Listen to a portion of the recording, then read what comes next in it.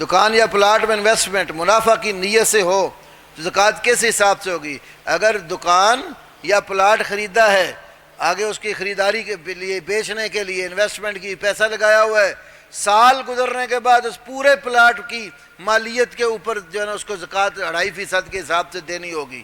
اگر مثلا یہی سمجھو ایک پلاٹ لیا 15 لاکھ کا، پلاٹ نہ لیتے، 15 لاکھ آپ کے گھر پڑا ہوتا، زکوٰۃ دینی تھی کہ نہیں؟